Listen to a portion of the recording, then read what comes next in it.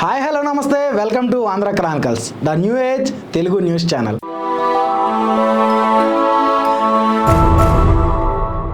బద్వేల్ నుండి నెల్లూరు వరకు 4 లేన్ల జాతీయ రహదారి NH-67 నిర్మాణానికి కేంద్ర ప్రభుత్వం ఆమోదం తెలిపింది. ఈ ప్రాజెక్టు సుమారు పొడవు 108.134 కిలోమీటర్లట.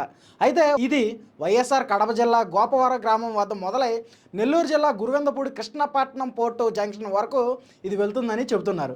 దీని మొత్తం ఖర్చు 3,653 కోట్లంట. అయితే ఈ రహదారి వల్ల ఉపయోగం ఏంటంటే ప్రయాణ దూరం తగ్గుతుంది. ప్రస్తుతం బద్వేల్ నుంచి నెల్లూరు వెళ్ళాలంటే సుమారు 142 కిలోమీటర్లు ప్రయాణించాలి. కానీ ఈ కొత్త రహదారి వల్ల 108 కిలోమీటర్ల లోపే వెళ్ళిపోవచ్చట. అంటే సుమారు 34 కిలోమీటర్లు తగ్గుతుంది.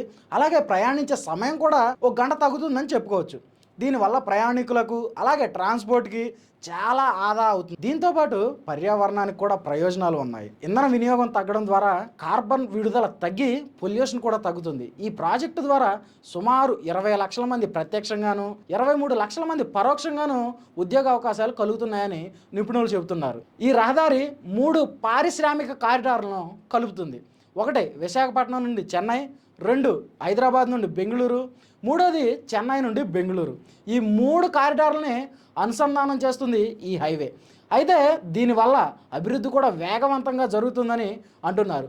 ముఖ్యంగా కృష్ణపట్నం పోర్టుకు అనుసంధానం కలిగిస్తుందని చెప్పవచ్చు. ఫ్రెండ్స్, మోడీ ప్రభుత్వం రహదారుల నిర్మాణాన్ని చాలా వేగవంతంగా పూర్తి చేస్తుంది. రహదారుల నిర్మాణం పూర్తయితే స్టేట్ ఆటోమేటిక్గా డెవలప్ అవుతుంది. స్టేట్ డెవలప్ అయితే దేశం కూడా ఆటోమేటిక్గా డెవలప్ అవుతుంది అనుకోండి. మోడీ గారి కల కూడా ఇదే. మరి దేశాన్ని అభివృద్ధి పదవిలో నడిపించాలనుకుంటున్న మోడీ గారిపై మీ అభిప్రాయం ఏంటో కామెంట్ రూపంలో తెలియజేయండి. నెల్లూరు వాసులు ఎవరన్నా ఉంటే కామెంట్ చేయడం మాత్రం మర్చిపోవద్దు. Thanks for watching. This is Rajesh signing off Andhra Chronicles the new age Telugu news channel. Thank you.